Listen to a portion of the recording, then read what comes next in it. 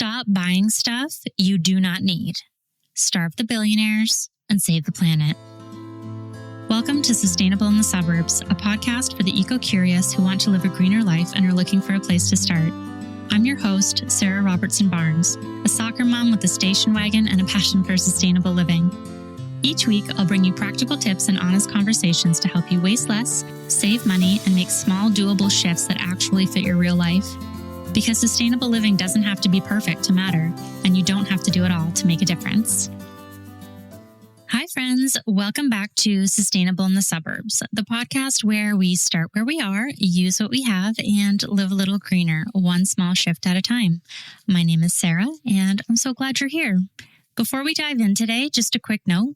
This show is listener supported, so if you're enjoying it, leaving a rating or review is a great way to help more people find it. Today, I'm joined by Regina Moore and Angela Rosman, the incredibly thoughtful duo behind Women's Personal Finance, and includes the space for financial education, support, and solidarity. Their work sits at the intersection of money, sustainability, and community care, and they're known for talking about what it really means to spend in alignment with your values. We'll be exploring money as a tool for building a better world, not just for personal freedom, but for collective care. Yeah, money is hard to talk about, but that's exactly why we have to. So let's have the conversation in a way that feels honest, hopeful, and rooted in care. So welcome to Regina and Angela from Women's Personal Finance. I've really been looking forward to this conversation since you mentioned you wanted to come on. I'm thrilled. You have created such a thoughtful space around money and values and community. And I think that's really going to resonate with a lot of folks who are trying to live more sustainably, even when the systems around that can make it feel really hard. So to start off, could you each introduce yourselves? Yeah, I'm so excited. And I'd love if you could introduce yourselves and just tell us about the work that you do at Women's Personal Finance. So, hi, this is Angela, one half of Women's Personal Finance here with Regina. We are a money space, but really more of a like all the things space because money touches everything as much as we pretend or want to pretend it doesn't. And we really see money as a place where you can, a place for freedom more than for the ability to buy stuff and live a fancier external lifestyle. So while we talk about money a lot, it's more in terms of how can we live the lives that we really want and in the best way for the planet rather than how can we individually amass as much money as we possibly can.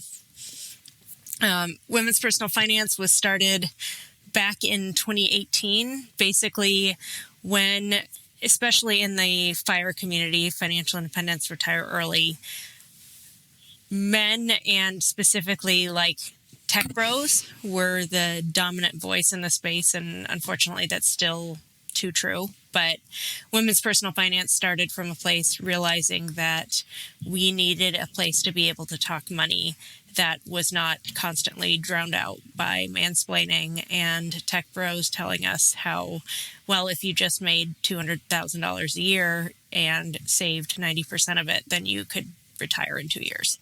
And that's not the reality for most of us. And conversations really look and feel different when male voices are not centered.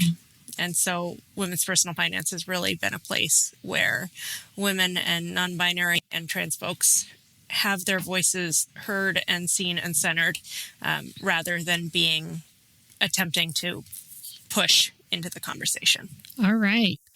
Well, let's see. So I have a little bit of an interesting reason, I think, for wanting to do something that was community-based with Women's Personal Finance.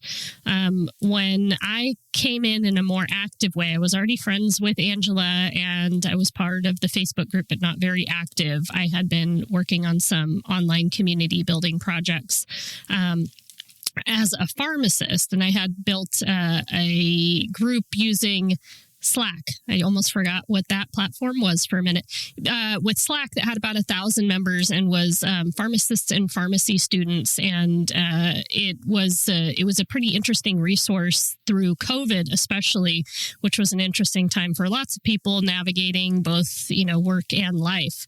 And so I had learned some things there, and had also kind of come to see that a lot of the conversations that people have online, they come together for a certain reason. They have a certain interest, or in that case of my original group, it was a professional reason, but that the bulk of the conversations often had nothing to do with what the supposed topic or niche was. And I wanted to do more to bring people together talking about money, because that was my special interest area, and recognizing that we all needed better places to connect and dive deeper and form friendships. But we needed those little ways to trick ourselves into having a reason to show up. So it's been really fun to work on building this space over the years, and we're really excited with where it's at now in 2025. So are we in 4 years, I guess now, 4 years of operation? And we've Foreign. Yep. So yeah, it's a cool space, and we've been hearing about community as a buzzword, I guess really heavily for maybe the last 12 or 18 months, but I still haven't seen a lot of places really make the jump to what that means in practice. And I think I've even seen that little bit of buzzword start to die off. We still hear community talked about, but I'm not hearing it as strongly from a lot of the content creators, because I think it's hard to make that happen as a top-down kind of thing, and it needs to be something that's a little bit more organic. Your work is really centered on folks that haven't been centered in financial conversations, Angela, as you touched on. But do you think that it's easier to form this type of a community, and you mentioned friendship and that sort of thing, because it's not centered on men? I mean, definitely, especially in a space that is traditionally very loudly male. Not having to fight to be heard means that you can actually talk about things more deeply, and knowing that you're not going to be dismissed or scoffed at because you're asking a question that maybe somebody else thinks you should know. That isn't always going to be true, even when you're not centering men in a conversation. But when you come to a community where you also have some kind of baseline expectations of we're on the same page for foundational stuff, it makes it easier to have a deeper connection and community. So when we did run our large Facebook group, I didn't talk about this, but when we closed our Facebook group last December, we had 82,000 members. So it was a very large private Facebook group, which we very intentionally decided to archive at the end of the year. But in order for people to join that space, we had entry questions that required them to say that they agree with masks, climate change, COVID, and reproductive rights for people with uteruses, which does a really good job of screening out people that are going to argue immediately. That doesn't mean there aren't plenty of other things to disagree with, or, have, unhappy conversations about, but it means that you can start a conversation and not have to fight baseline, facts and science and human rights. And so by starting with that baseline, I think it makes it easier to have people that are at least attempting to show up in a positive way. In a good faith way. Yeah. And we didn't have those at first. Those screening questions came in after a couple years of operating, right? Like I think we had some kind of basic screening question that was the general, like, do you agree to the rules type of a thing? But it was when COVID started that we really buckled down, because we noticed that things were getting so divisive online, and we weren't going to have those conversations, take the bulk of our energy in moderating a group. So we just decided it would be a really good time to try to segment out a little bit. And that it was also one of the interesting growth and reflection points for us as an organization and a business, in kind of being the first place where we put our foot down a little bit about, like, inclusivity doesn't really mean everybody. If you're going to have a space that you want to have deep conversations in, you do have to set some guidelines on there. And so that's been something that we've embraced as we've grown, in trying to figure out how to navigate things and make sure that those voices that haven't had the platform do get the chance and don't get drowned out by people just there to argue. There are plenty of spaces where you can learn how to start investing for retirement or building up an emergency fund, etc. But we want to always be one of those spaces that can talk about, a spousal IRA, which in the United States is a retirement account accessible for stay-at-home parents. And so we talk a lot about, like, what that looks like if you don't earn an income, and how do you protect yourself. And it's important for us to be in a community space where we don't constantly get people being like, well, but if you're not 100% combined with your money and you don't just trust your, like, working partner 100%, you're, like, not committed to your marriage. We're here to talk about, like, don't like that reality and, making sure that people are actually protected and able to have those conversations without being dismissed as, like, unimportant or fear-mongering or, like, secondary. And that approach is something that I find so valuable in your work, is that money is not neutral.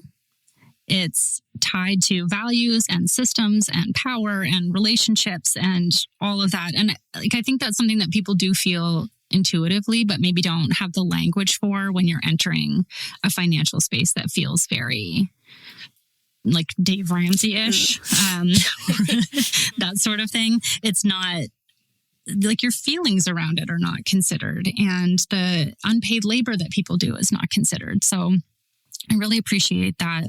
That is such a loud message. That's something that appeals to me. I was a stay-at-home mom for many years, and money makes me really anxious, and it's helped me to really take some confident steps forward with that. So that our financial choices really do matter. And that brings me to something that we both talk about a lot, and I know we're both very passionate about, and that is how sustainability and our financial choices overlap. So I'd like to talk a little bit about intentional, value-aligned spending. You're both very strong advocates for value-based spending, whether it's buying secondhand, local, mutual aid, asking, do I really need this? How do you get people thinking about spending differently in the first place? Like, especially when this sort of idea is really countercultural, it really goes against our training as good little consumers. For sure. I mean, I think there's a really clear entry point to this conversation, even though it can be complex and is still confusing, because we are generally talking to people who are less than enthusiastic about our current economic system. So they're already primed to think about things a little bit differently if they're willing to engage in that conversation at all. So what I often try to do is to point out that, we all have to do this money thing. Like, it's part of our life. We don't really get to have a choice on if we deal with money right now.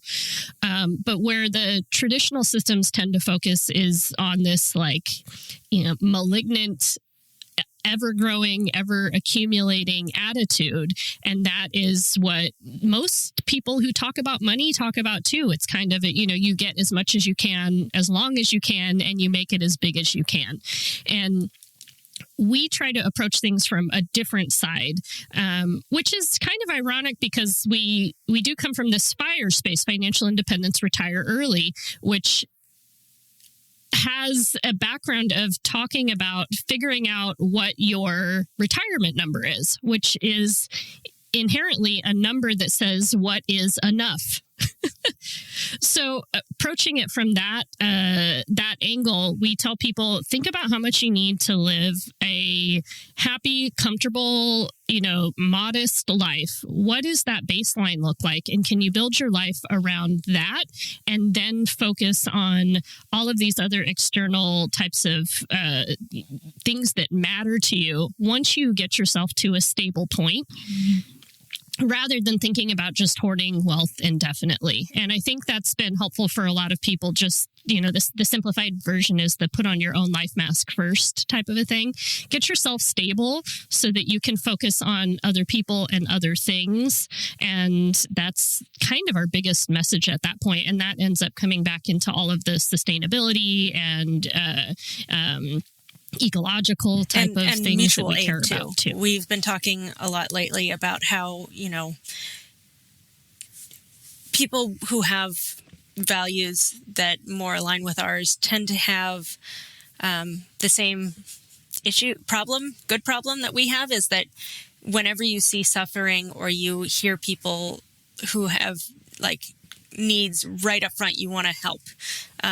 And it's really, really easy to get sucked into that. Well, I have an additional $10 right now, so somebody else needs that $10 more than me.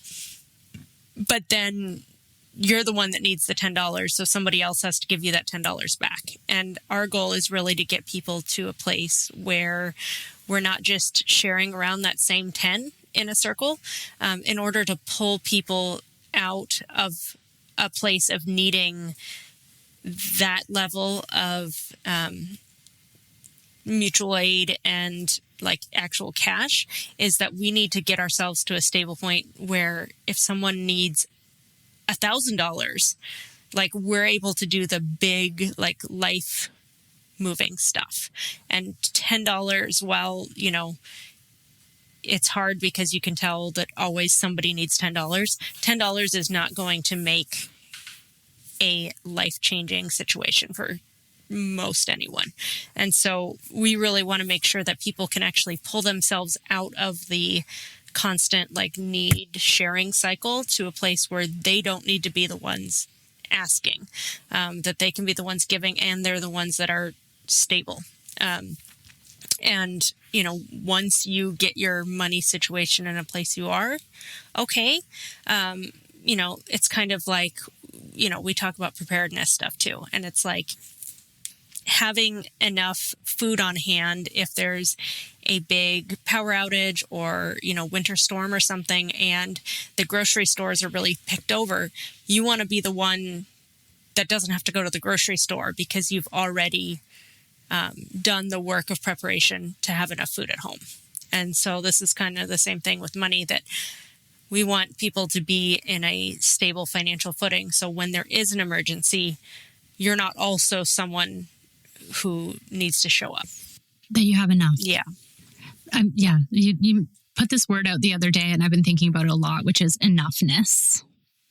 And what enoughness means. And I get it in terms of what you've just described with your personal finances or even having enough food on hand. But what else does that word mean to you, enoughness, and how it ties into all of this, the climate, the consumption, the economy? It's a huge concept, but it feels really simple. I know how I feel about it, but what prompted you to that word? It's just really stuck in my brain. So that word actually comes from Robin Wall Kimmerer's The Serviceberry. So if you haven't read it, Regina and I both have, and we both really, really resonated with the entire thing. It's a super short read. You can get it on Bookshop. Don't get it on Amazon, or from your local library. But, the author reads it. So it's a really lovely audiobook listen, or a very short read. But I think anyone who is listening to this podcast should absolutely read that book. But yeah, Enoughness is definitely about our money, but it's also about the stuff we have in our homes and the way that we spend our lives. It's so easy to keep moving the goalposts. And so it's something that we talk about in our community a lot is how do you determine what is enough based on your values and not just, well, but I could also do this new thing. So I drive an older car that's been paid off forever, and it's older and it's not super exciting, but it is absolutely enough for me. And buying a new car right now would give me no new joy, no new anything. And I think there is a lot of that stuff, or things that maybe would be slightly more comfortable. If my car could, be a little bit nicer, newer, comfier, maybe it would be a little nicer, but it doesn't actually give me any kind of additional value to my life. And there's a lot of that stuff where externally we would be told, well, you're doing really well, you deserve it, you should go and get that new thing. But not everything can be that important to you. And so it's really important to figure out what are those things that matter, and then the rest of it, it's fine. Everything else can just be fine. It can be enough. Mm-hmm. We've had multiple conversations with our community and done some reflective and goal setting type exercises and trying to talk about this enoughness and what are we really trying to get to concept. And it's not news that most of the things that people talk about as being the things that they value don't center around the monetary value or the physical things in our lives. It tends to be, time to do things that we want, the ability to, be with friends and family, the ability to focus on our health, which that can get quite complicated in this era because that's also something that can be angled to be product based. But there are these less tangible type things. And I'm a little bit weird, which probably sums up most things in my life. But I've been someone who has enjoyed, rather than thinking about accumulating, obviously I have my own wealth journey and I want stability there.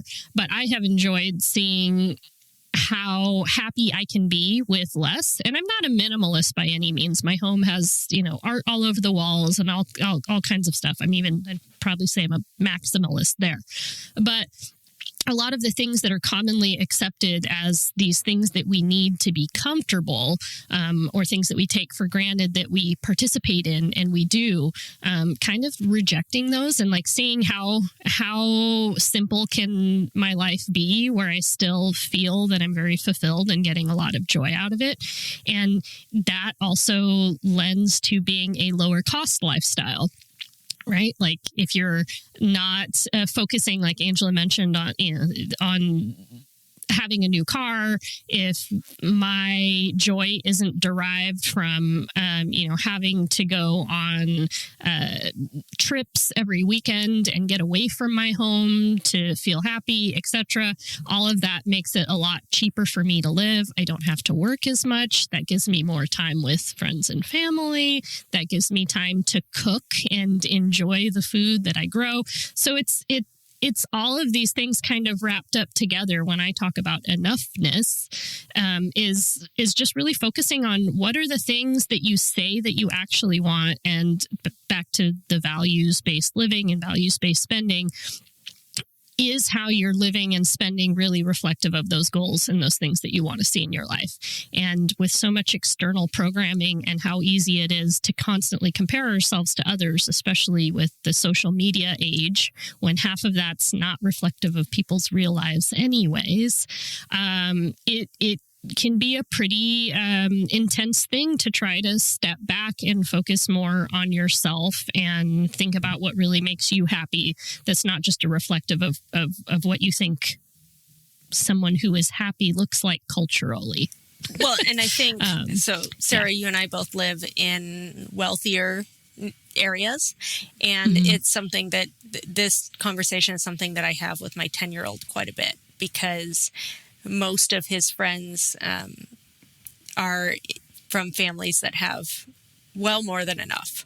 But they're also usually very busy and very overwhelmed all the time. But he'll ask me like, well, why can't we go do, this such and such like my friend? Or why is our home so much smaller than most of my friends? And I talk to him about a lot of the things that we choose to do that looks different, and really talking about like, what are the things we value? And I'll ask him, well, would you like to give this thing up in order to have a bigger home? And his answer is always no, being able to realize that, we can have a very good life, but it doesn't always look the same as everybody else's. And part of that is determining like that enoughness piece. And even when you're in a community where there never seems to be enough, it can definitely feel very countercultural to say, I know that all your friends are living this way, but we're not going to live that way. Part of it is it's summertime right now. He's in theater camp through the end of this week, but that's it as far as summer camps for him this summer. And part of it is that we live close to our family and he's able to spend time with them. I have a flexible job that allows me to work from home on certain days. I don't work my day job on Fridays. And so there's going to be a lot of days this summer where he's just going to be able to hang at home and be a kid. And part of that is because we don't have two super high-powered jobs that require us to be gone all the time and in the office all the time, so he has to be in summer camp all the time. There are always those kinds of trade-offs, and we have really tried to focus on, like, what are the things that give us more freedom and autonomy over our lives more than, the shiny, fancy job, the shiny, fancy new home, the bigger home, the bigger car, the bigger vacation. We would rather be able to have our 10-year-old be able to spend his summer running around with the neighbor kids out in the yard and just coming back home to, eat and go to bed. And to me, that is a much higher value than a lot of the typical stuff. And environmentally, it's also way superior when you're just hanging at home and, picking blueberries from our bushes right now. They're super ripe and it's great. And all the neighbor kids come up and go berry picking. So there's a lot of joy and comfort in the simpler days, and making more money, especially when it requires you to give up all of your time, it's not worth the trade-off. It's not worth it. We talk about the extracurriculars because this is one where we have had some of our massive amounts of pushback when we talk about this with middle class families saying that maybe your kid doesn't need, or I guess maybe I'll roll it back a little bit, talking about wants versus needs, and talking about things like extracurricular activities being wants, not needs in most cases. Childcare is often a need if you have your job, but a lot of these extra things that we want to do and can be enriching and all of that. But we have gotten, we've made people very angry over the years talking about extracurricular activities in particular. I can see that. Where I live, it's we're very suburban. It's very two SUV type families, and everybody, they wear their busyness like a badge of honor. We have this many kids and this many activities, and we're this all the time, and always going somewhere. And that's not how we have chosen to live in our home either. We have both kids in soccer, and that's it. That's all they do, and that's enough for us. And Angela and I were just chatting off mic, Regina, while you were dialing in, about the car thing and how I also drive a 10-year-old station wagon that I don't have a car payment on. And our 14-year-old son had said, his friends were making fun of our car.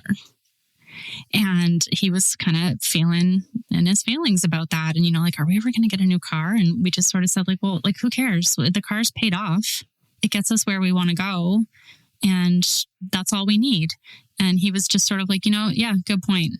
And so I felt really good about that conversation because we've had so many previous conversations about buying things, about, well, my friends have this. And that's such a common thing in parenting that, like, well, my friends have this. Like, okay, like, that doesn't move the needle for us. And we've had so many conversations about what we spend on and what we don't, and why, and what we value and what's important. And I think these are really common things that doesn't necessarily have to have all these other lenses on top of it. It's just like, we just want our kids to be happy and safe and, have good values when they go into the world. And it's not about buying stuff is never going to bring you any of those things. Well, and on the like extracurricular stuff too is in the busyness badge of honor, when we talk about sustainability stuff too, it is really hard to live a sustainable lifestyle when you are constantly on the go. When it comes to, single-use plastic meals and requiring all of the driving all of the time and, needing to buy on Amazon because you need that, quick shipping to your house because you didn't have time to, walk or bike to the like local store to get the thing. More you have like space and a little bit more time to like slow down, you have time to be like, okay, well, in a month I'm going to need this thing. So we're going to stop by the thrift store a couple times and see if we can find it there. Or I'm going to ask on my buy nothing. Maybe somebody has it to share, or can we be creative with something else? And when you're constantly overscheduled all the time, you don't have time to make those decisions either. It's so draining. It drains your resources. It drains your ability to be resourceful, to slow down and think about, what it is that I actually need. And so I'm often asked, like, what's one thing that someone can do to be more sustainable? And the only thing I can ever say is, like, stop buying stuff. Just stop buying stuff. And I don't mean that in a budget way or you need to stop spending money way, just in like, not spending is really powerful. It's really powerful climate action. And that's something that you post about every day. Like, didn't spend any money again today. So do you see, I mean, I know that you do, but like not spending as a form of protest? Oh, 100%. Yeah, it's like one of the most accessible and achievable forms of protest that individuals can perform in our society. Our society runs on money. So by refusing to engage or engaging as minimally as possible, you are making a direct stand against systems that you disagree with. Yeah. And we can all do that. We can't all show up to a protest on a Saturday. We can't all bike to work. But like, we can all choose to be much more conscious about the things that we spend money on. And we still need things occasionally, but we can also choose to be much more creative in how we try to source and find those things, and how flexible we are in what types of products meet our needs. Yeah, it's really powerful. I mean, I know that you know this, but I haven't bought clothes in almost 8.5 years. And that's my like extra a weirdo spot, I think. I think most of us can have at least a few of those areas where we are very radically different than other people. Maybe it's you don't have a car even in a more suburban area. Our longtime roommate who lived with us for about a dozen years didn't have a car. And so that was, even as he did other things, like he had that one piece that he was way more radical than most people. And for me, that's been not buying clothing. And it's, if you have that one place that you're willing to really double down and be like weird and different and radical on, it absolutely like bleeds into the other parts of your life, because you see how it's okay and how much your mindset shifts in that one place. And it's, I think, pretty much impossible to like live that differently in one area of your life and not see how the rest of your life reflects that as well. So the not buying clothes is something I can absolutely get behind. I stopped buying like new things, and then I got like a super thrifting addiction and was just over consuming at the thrift store, which kind of defeated the purpose. And so I had to, again, really examine what I was doing, why I needed that dopamine hit from buying something, and that I made it like okay because it was at the thrift store. So that was sort of part of my mindset shift. And now I'm not quite at the not buying anything, but I take a lot of inspiration from that. So it's definitely a lot less. And I stand. That's amazing. But let's talk about boycotts, about not going somewhere, buying something from someplace. So I know in the States, and you talk about the Target boycott quite a bit due to their rollback of DEI initiatives. And we'll get to that in just a sec. I just wanted to talk about a grassroots effort here in Canada that I'm not sure if you're aware of or not, but earlier in the year, when the new administration came in and started basically making threats against us across the country, no one told us to do this. It was a very interesting grassroots effort I saw where people just decided to stop buying American produce, to stop buying goods made in America, and to refocus efforts on buying Canadian and buying local. And it really blew my mind because I didn't think I'd ever see anything like that. And that includes traveling to the States and what have you. And I'm just really surprised because that's not something that we really do here. But I can successfully boycott Target because we don't have it anymore. They left us. But if you could talk to us about the Target boycott. Tesla is another one that we're seeing make a huge difference, and how our money can really talk in that way. So we also live, both of us, in the Pacific Northwest. I'm in the Seattle area, and so we actually have a lot of tourism from British Columbia. And I feel like I have actually heard more about Canada's boycott of the United States in like in-person conversations than I have about even like a Target boycott, because folks are feeling it here, because this is summertime, and usually there are a lot of Canadians that come down and visit and spend their money, and they're not. And it is noticeable. So you asked if I'd heard about that. And, I don't know if it's quite as noticeable across the country, but being, an hour and a half, 2 hours from the border, it is absolutely noticeable. And, people have talked about it. And, we're also in an area where most people are not happy with our current administration or regime, what have you. And so it's a little hard to understand that Canadians are boycotting the entire country, even if we're not happy with it. But I think there's also a lot of understanding of I wouldn't come here either. Yeah. So as far as the Target boycott, though, is that we get a lot of people asking questions like, why Target when, Walmart is right there, or why not Amazon? And I think there are quite a few reasons why Target.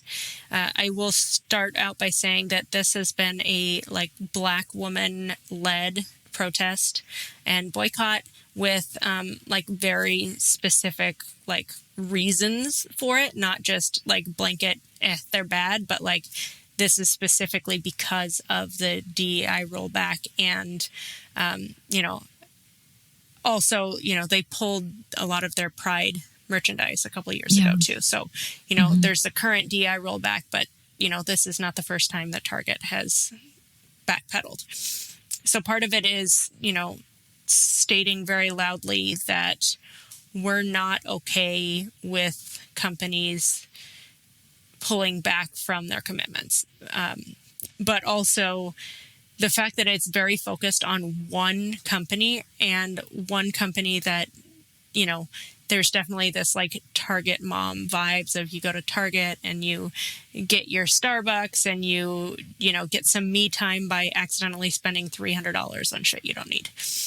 And so there's also this Target has acted like they don't need their consumers.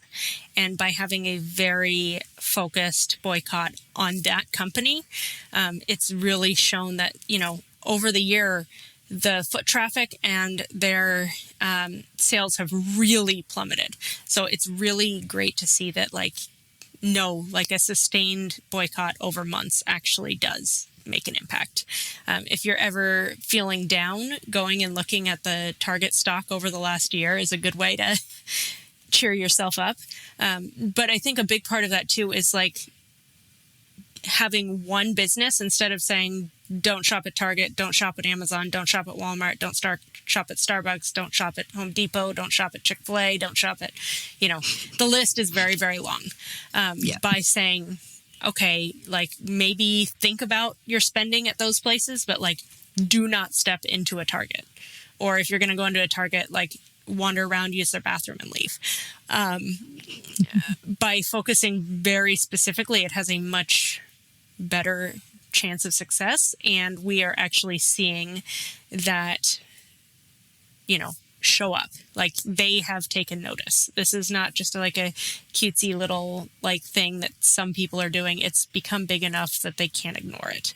And when a lot of people tell us, oh, well, my spending doesn't matter because I don't buy that much, or, I'm on a budget, so I just need to spend wherever's cheapest. This is really a place where you can see no, individually, your choices aren't going to make a difference. But when you get millions of us all doing the same thing, we do have power. And so having this as an example to people that we are not powerless is, I think, probably the most impactful part of the Target boycott. And then, selfishly from an eco-frugal angle. Okay. Yeah. No, but also on the eco-frugal angle, Target is an overconsumption. That's their whole thing. Their vibe is spending too much. Yeah. There you go ahead, Regina. You're getting there. I was waiting for this one. I was there's very specific things like Angela mentioned, rollbacks on marginalized groups that Target has pretended to support and was very quick to drop, and profited that's off of important. And then dropped. Yeah. For my ongoing interests in sustainability, Target has uniquely positioned itself as a lifestyle company, and the lifestyle is hanging out in Target and spending money on shit you don't need. Can I curse on this? Oh, good, because I did the same, and I was oh no. And so I didn't even notice. That's how cool I am. Yeah. So to me, it's perfect. So I am all for helping and wanting to introduce people to new reasons why they might want to look at specific companies or brands, because people have very different reasons for their spending and different intentions on how they go about things. And so if we can bring more people in based on, if they are, upset and noted that they said they supported the queer community, and then we're really quick to take that away a few years ago.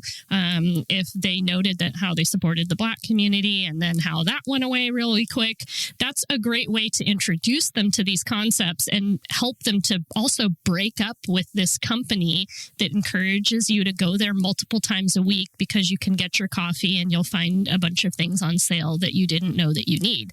So it's all tied in. And I really enjoy these intersectional points of finding ways to bridge these conversations and introduce people who may never have really cared about the sustainability side of things to help them see ways that they might break a habit and then open their minds to, wow, maybe I have been kind of roped into this overconsumption type thing. I didn't need this. Where else can I go with it? So Target for me, even though they're often looked at as the more stylish and cool, mega shopping place, Walmart isn't broadcasting that it's a place to go hang out and you're going to want to go there every week and it's part of your weekly routine to hang out at Walmart. People tend to go to Walmart for their necessities, and they've got all kinds of problems too. but they're not trying to trick you into thinking they're a cool place and it's part of your personality. So break up with brands as part of your personality. Yeah. You don't need to have that. I love what you said about like just finding new ways to introduce people to the conversation, because that's sort of my whole deal over here is I'm in the suburbs and shopping is a thing. And I don't know, I've lately been really focusing on saving money as an entry point for people into sustainable living, because the quote like eco conversation is a little more difficult to bridge. But if I can be like, hey, you know, if you prevent food waste in these ways, you can save up to $1,300 a year on your groceries, which is a very big pain point right now. But it's just sort of like Jedi mind tricking people into entering the conversation and understanding that all of these things are tied together. And yes, your individual actions do matter because they do start to form this collective shift.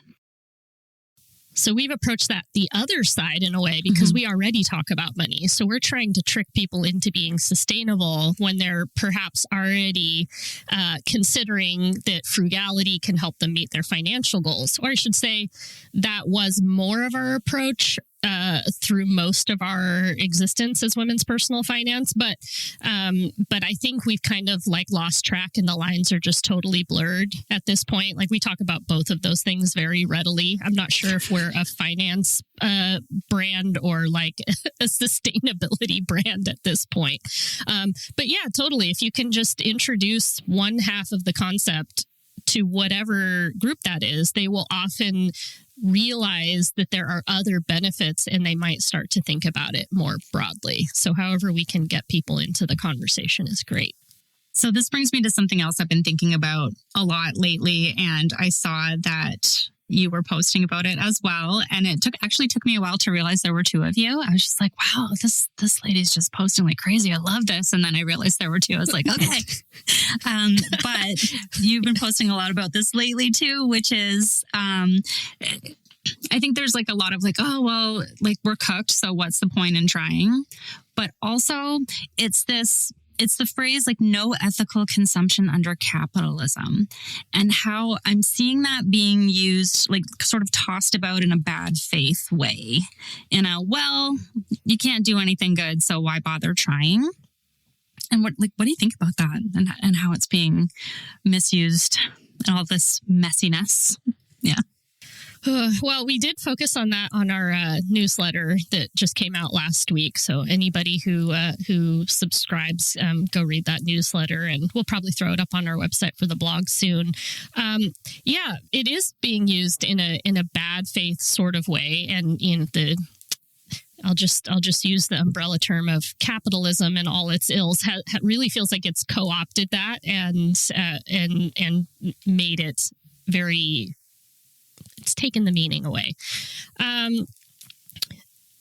For us, that is meant to be more of a phrase that helps those of us who are trying and recognize that we can really never do enough. And there's always another layer that we can get to, like come to terms with the fact that by nature of human society and how we live,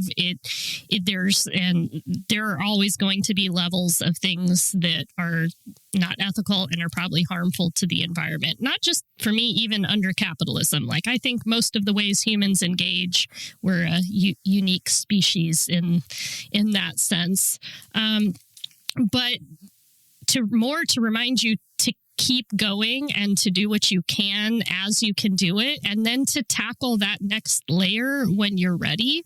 And it's been completely turned around to be used to explain why shopping at Shein and Temu are totally fine. And it is the most frustrating thing ever that we deal with all the time. So yeah, I've been seeing Aja Barber talk about that a lot lately too, in terms of fast fashion. And I'm not a fashion girly, so I don't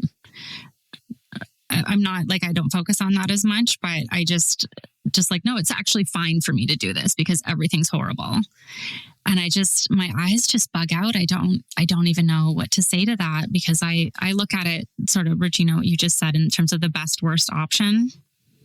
Like, there just might not be a good option for most things, but just choose the best one that's available to you, to your budget, to your circumstances, to your access, and keep being inquisitive and keep being curious and keep drilling down and keep trying to find the next best thing. Yeah, I think fashion is really the place where that phrase really breaks.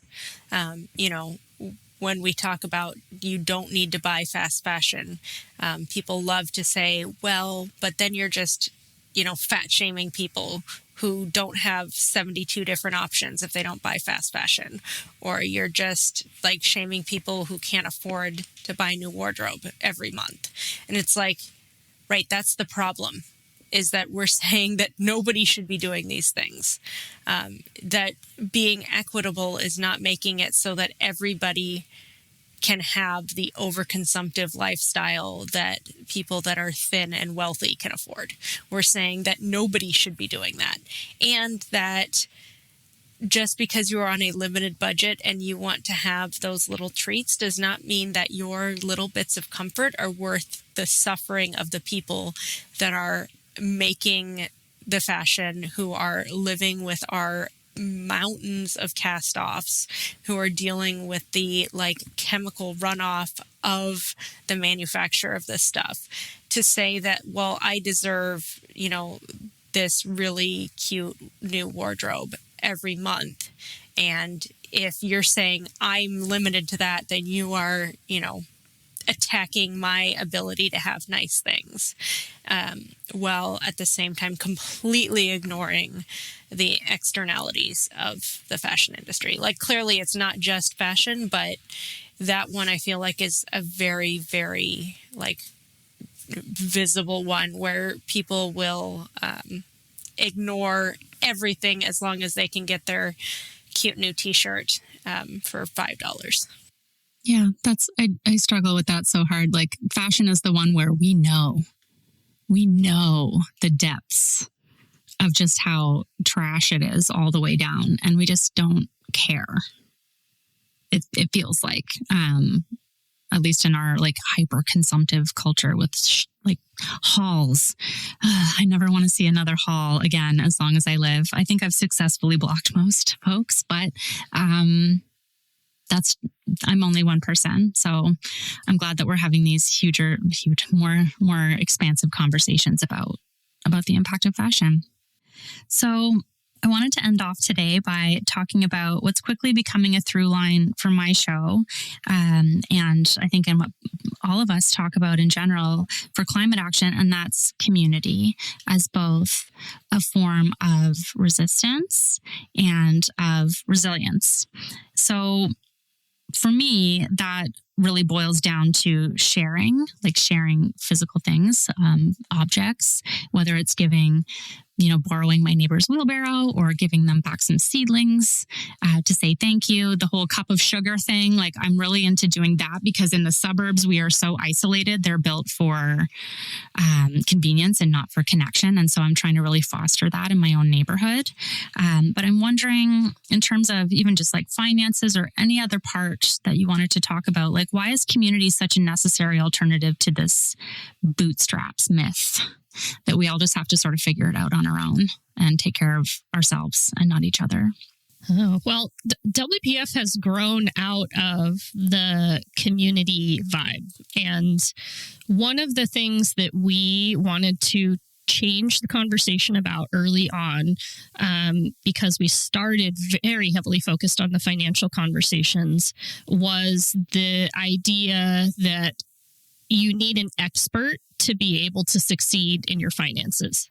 That anybody who was going to start off doing anything before they even thought about, putting $500 in their retirement account, so many people feel like they need to talk to a financial advisor or someone who's going to manage those things for them. And it makes it feel really out of reach for most people, because that is layered with so many other types of things. How do I pick the right person? How do I know they're going to help me make the right choices, et cetera, et cetera?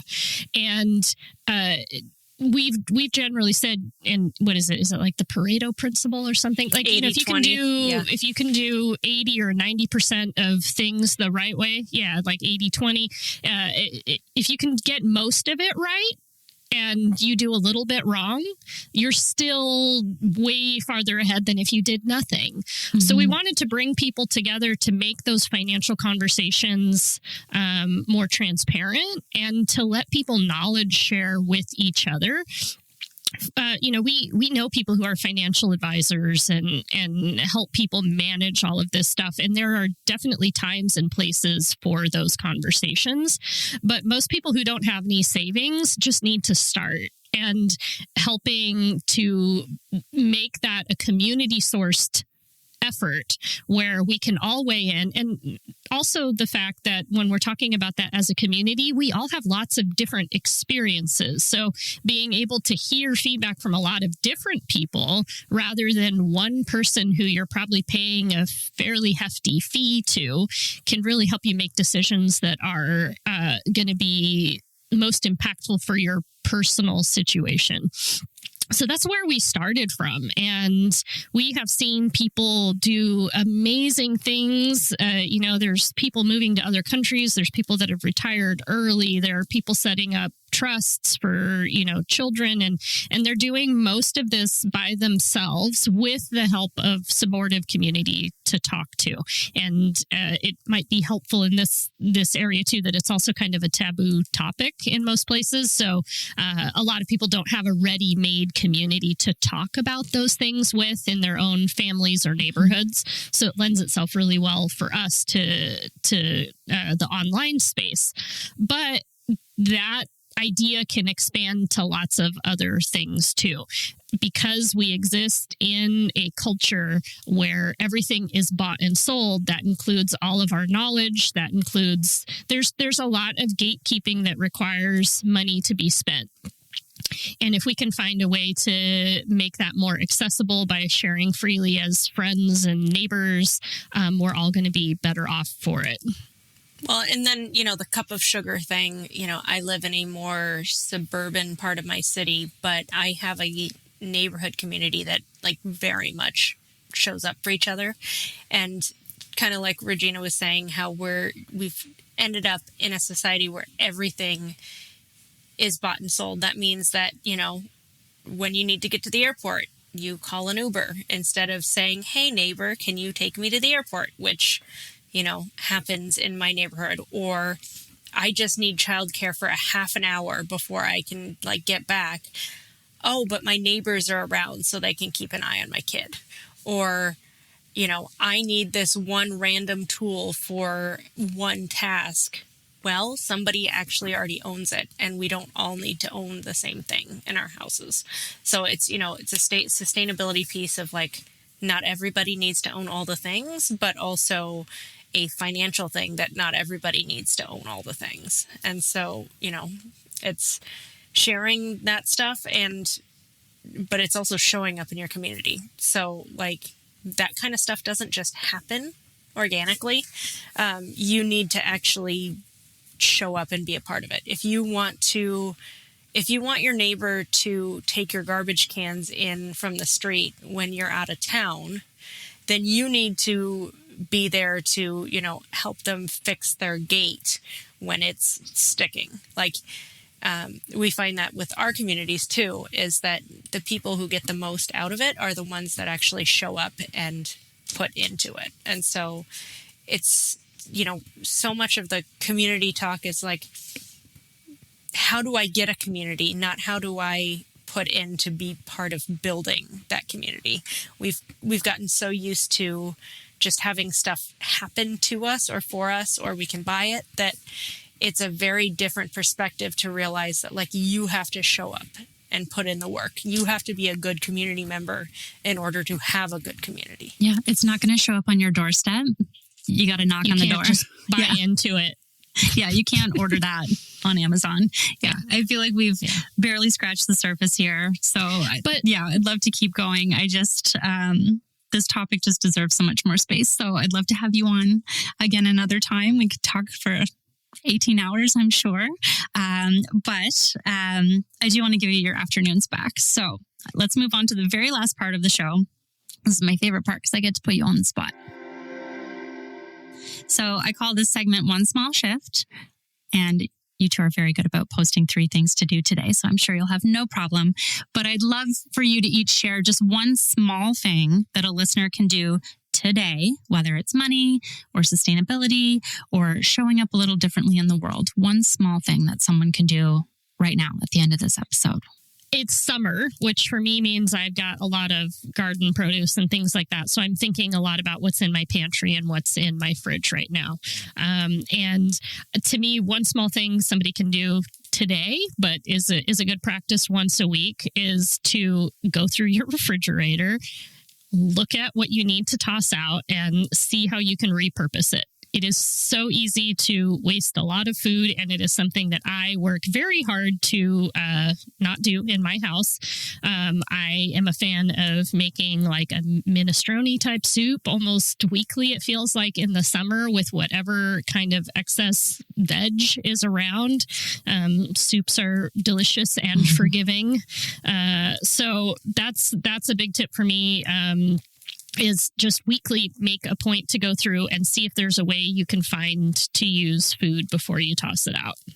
It sounds really simple, but I think we still have a lot of food waste in most households. And then maybe use that information to think a little bit more about what you are buying and if there's things that you need to cut down on and not buy as much of. Well, and that's part of, the daily 3 things you can do today that I share on social media.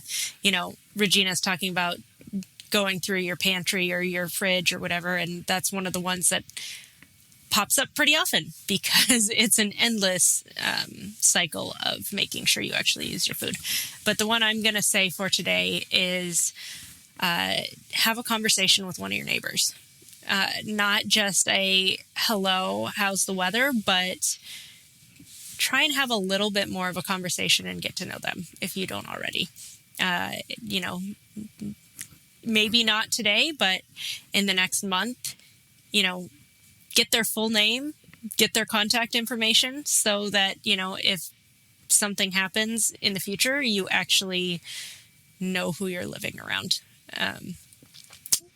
Feels small, but it's one of those really big things. And we really need the community resiliency piece with climate change, with economic instability, with political instability. It is extraordinarily important to know the people that live physically around us. And so it can be hard and scary to be the one to put yourself out there. But, this week, today, have a conversation with one of your neighbors. And maybe bring them some soup. Or seeds or produce.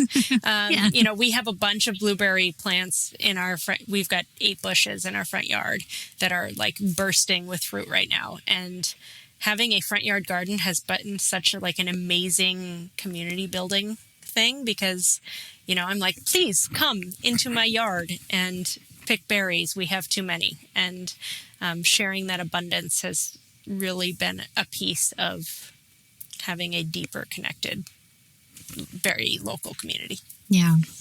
And that connection can be enough. Yeah.